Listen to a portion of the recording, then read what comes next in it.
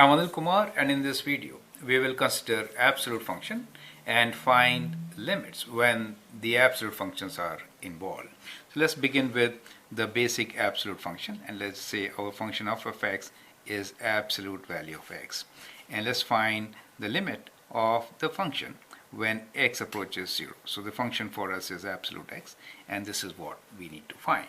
Now, as you know, the absolute function is always positive, and it could be sketched as I'm going to sketch now.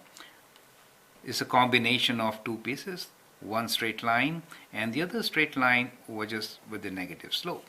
So if you see from the graph, it is evident that as you approach the limit of this function, as x approaches 0 from the negative side of this function absolute x is equals to 0, right?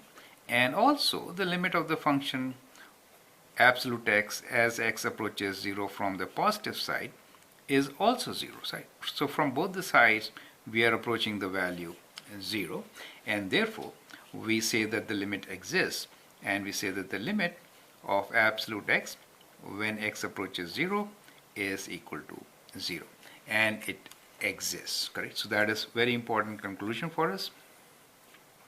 So that is first thing to understand when we talk about absolute function, right? So however, whenever you get a test problem, most of the time the answer is that the limit does not exist, and we land up with jump discontinuities, right? Now remember one thing, absolute function is a continuous function, right? So we know this is continuous, right? And since it is continuous, limit is also equal to the value of function, right, at this particular point. So let me write down that this limit exists, and it is also equals to f of 0, value of the function at 0. So this is very important to understand. So in general, any function which is continuous, for that the limit will exist for each and every point, and the value of the limit will be same as the value of the function, right?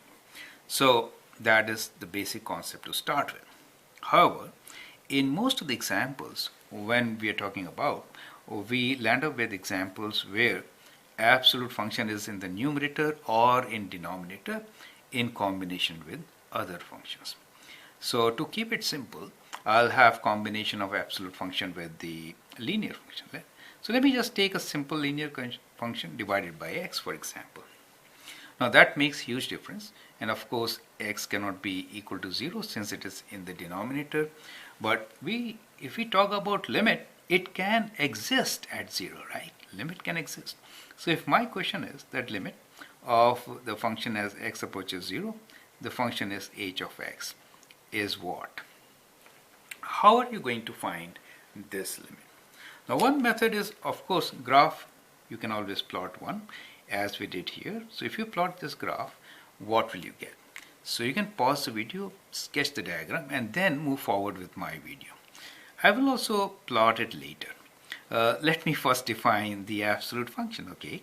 So let me first define the absolute function itself, and I'm saying that absolute x is equals to, as you know, is plus x if x is greater than or equal to 0, and is minus of x when x is less than 0. That really means that absolute function is a piecewise function. To find the limit, I have to break this equation into two different pieces and then figure it out. So one piece is when x is less than 0, and the other piece is when x is greater than 0, right? I'm not writing equal to, since limit is approaching, not just being there, right? So that's the reason. Now if I say that x is less than 0, then what my absolute x is? Absolute x is negative x. Therefore, h of x will now be equals to, because this is negative x, I'll divide this by negative x over x, and that is a constant. It's a constant minus 1. On the other hand, if I consider x greater than 0, then h of x will be ratio of positive x over x. Now that is a constant with 1, right? So if I now sketch it, since I know what these values are, so from 0, if I'm moving to the right side, I'm actually looking for a graph which is kind of like this, and on the left side, let's say this is minus 1, it is like this. Now if you look at the graph also, it becomes evident that the left side limit, so we are always talking about two pieces, correct? So we are talking about left side limit. So we say limit when x approaches 0, but from the negative side for h of x is equals to what? Minus 1. On the other hand, the right side limit, that is limit when x approaches 0 from the positive side for h of x is what? Plus 1. Limits are different, right? Since the limits are different, we say that this limit does not exist. So here the answer for us is that the limit does not exist. Reason is left side limit is not equal to right side limit, right? So most of the cases we'll end up will be kind of like this, where the limit does not exist, and you also observe that there is discontinuity. It is no more a continuous function as we had earlier, and this kind of discontinuity is called jump discontinuity, right? So let me write down here jump discontinuity. Okay, so let me take a complicated example to just close this chapter on limits on absolute functions, and let the example be one which is most of the time seen in the test papers. So I'm just copying it from a test paper. It is x squared plus absolute value of x minus 1 divided by x minus 1. So that is the question for you. You can pause the video, answer this particular question. As we have seen here, absolute function is a piecewise function, and whenever you want to find limits involving absolute function, first step always is to divide your page into two columns and find limits from left side and from right side. Now in this case, what should be your left and right side?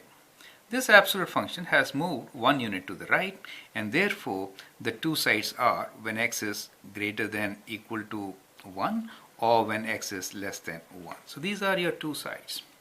Now if you define your function absolute x, then absolute x in this position is what? Is plus x minus 1. In this case it is a negative value, correct? That is how you are going to define this function, right? So okay, I didn't leave much space here, but what I will do is that I will redefine this function. So I'll define it at the bottom of this page. So we say absolute x minus 1 is actually equals to a piecewise function, which is x minus 1 if x is greater than equal to 1, and it's negative of x minus 1 if x is less than 1, right? I hope that is okay. Perfect. So we will take these values and rewrite our equation. So in case we are working on this domain which is less than 1, what will be our equation? So our equation will be limit x approaches 1, but from the left side, because we are on the left side, right? And the equation becomes x squared plus, we have to write this as minus of x minus 1, okay? So that means, okay, let me write this as, let me change the sign then. So minus, plus and minus becomes minus, right? Of x minus 1 divided by x minus 1, right? On the other hand, we have limit of the function when x approaches 1, but from the positive side, because x is greater than 1. You're on the right side of this. Then the equation becomes x squared plus x minus 1 over x minus 1. So these are the two equations which you have to now work with and find the limits. If the limits are same, limits exist. If not, they do not exist. Let's figure it out. So we have limit as x approaches 1 from negative 1. Let's combine these terms. We get x squared minus x, and this is when you open this bracket, this becomes plus 1 and minus 1. So we just get x squared minus x, correct? And the denominator here is x minus 1. Well, this could be simplified, and if you simplify it, we have numerator as x minus x. So let's write down this as limit x approaches from the left side of 1. In that case, we could write this as x times x minus 1 over x minus 1, correct? So when I write that, then x minus 1 cancel out, so we get just x, correct? So once I cancel this out, since I'm running out of space, what I will do is I'll substitute 1 here. So once I substitute 1 here, the limit I get is equals to 1, correct? So the limit from the left side for me is 1 in this particular case, correct? Now let's see the right side. In the right side, we have the limit of the function x approaches 1 from the positive side. Sometimes it is better to simplify it first and then find the limit. Anyway, we did it the way we did it. It is x squared plus x minus 2 divided by x minus 1. We can factor this, and therefore we get x approaches 1 plus, and this could be factored. We need this as positive 2 times x minus 1 divided by x minus 1. Now in this particular case, what really happens is that x minus 1 cancels out, and what we get here is x plus 2 in the numerator. So if I substitute 1 here, what do I get? I get this limit as 3, not 1. Do you see that? So in this particular case, we get the limit as 3. So the limit in this case is 3, not 1. And since these limits are different, we say that limit does not exist. You get the point, right? So limits does not exist. Since then these two limits are not equal. Do you see the left side limit is not equals to the right side limit?